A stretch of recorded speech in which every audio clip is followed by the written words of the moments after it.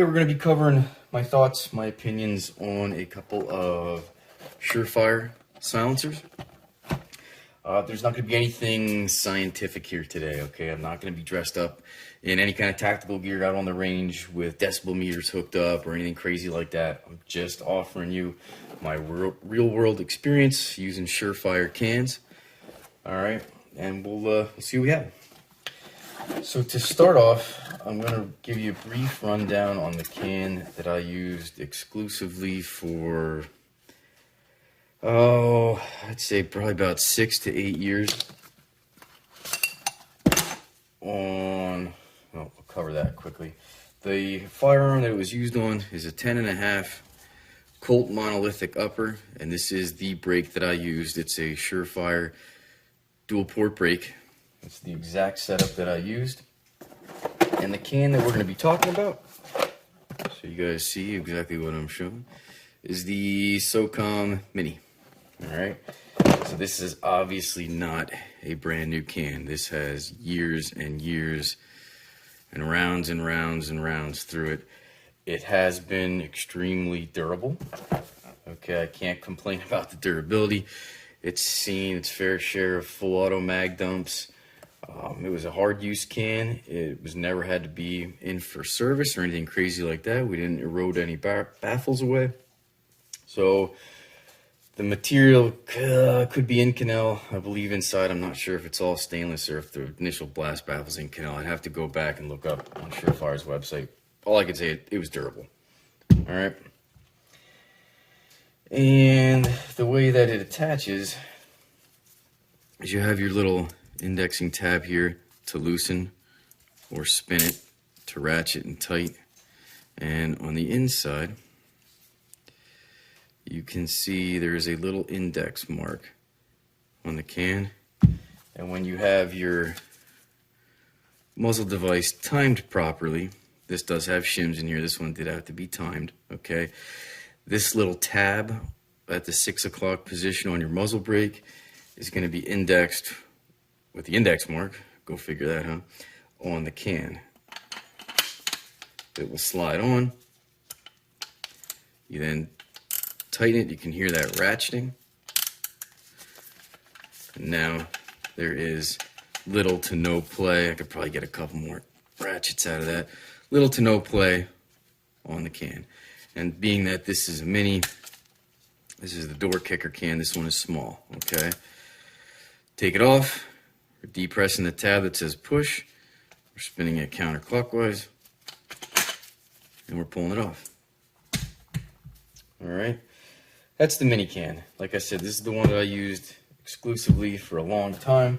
A newer model, it's also Surefire suppressor, SOCOM 556, that's not good. SOCOM 556 RC2 black. This can is brand new. It has no, and Surefire's nice enough to give you a nice little pouch. This is a brand new silencer. Same design, same ratcheting, quick detach device on the end, but you can see it's not the mini. This one is a little bit bigger. I'm not sure how many more baffles that you get out of that, but you can see side by side, okay, it is a little bit bigger. But nothing changed on the mount. All right, this is gonna mount the same way as the mini would. It's on. And it's off, okay? Now, I don't have any real-world experience in these two cans side by side. I do, however, have experience in the Sandman can side by side between a Sandman S and a Sandman K. And I can tell you that there is the 2 inches that you get in a little bit extra baffles does make quite a bit of difference on 556. Because 556 does not suppress well. And here on my ATF approved Craftsman measuring device, just under 6.5 inches on the standard can. K-Can Mini is just under 5. They're both 1.5 cans. 1.5 cans. Okay.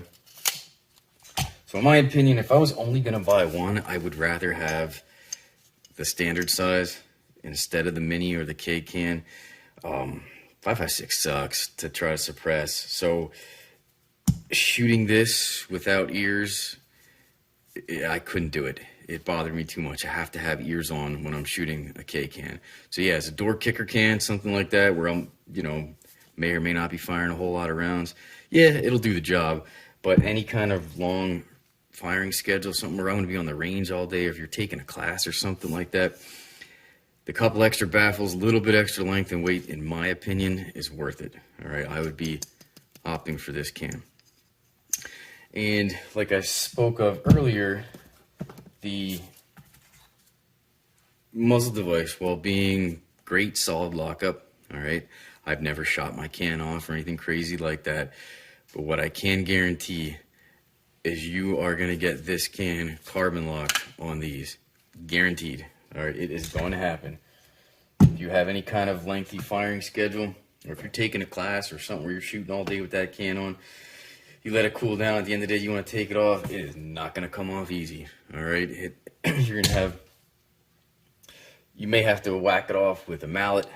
All right, I have seen guys shoot them off. I would never recommend doing that, nor have I ever tried it myself.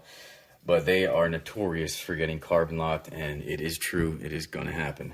All right. So let's get some quick weights.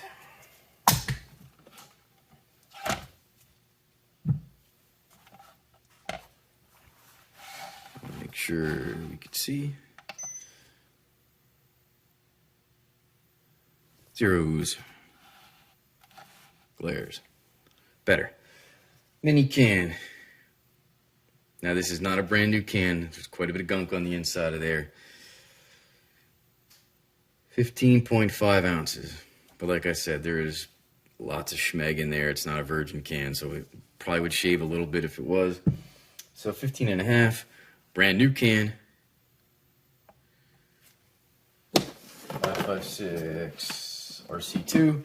We are at 1 pound, 0.7.8 ounces. Now, I don't have any of the 2-port brake muzzle device. They're all installed, so I can't weigh one for you. I don't have any brand new to show you. But what I do have, we're waiting for a host to install this on, is the Surefire 5.56 War Comp mount, just to give you an idea of what it weighs. Now,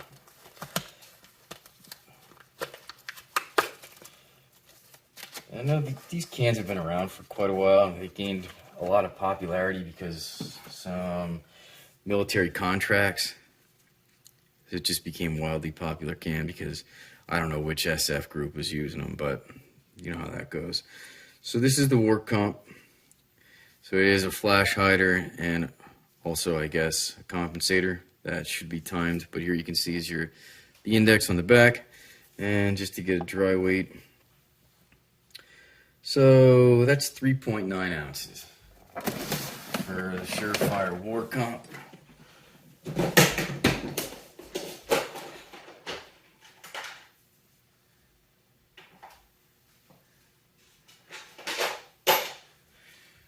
What did I say? 3.9 ounces, standard A2, 2 ounces compared to Q Cherry Bomb. Ooh, a Svelte 1.6 ounces. So this thing's a pig. All right, that's almost 4 ounces. But look at it, it's gigantic. All right, so flash hiding is important to you, and you're going to be doing a lot of firing without the can on your gun. Well, then maybe this is what you're looking for. But she's a pig. And I might have...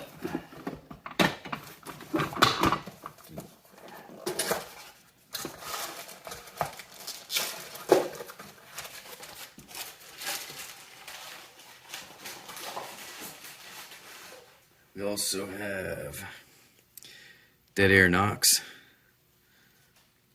Same thing, flash hider / brake. Best of both worlds. Whew, 4.2 ounces, even bigger yet. That is a piece of machinery there.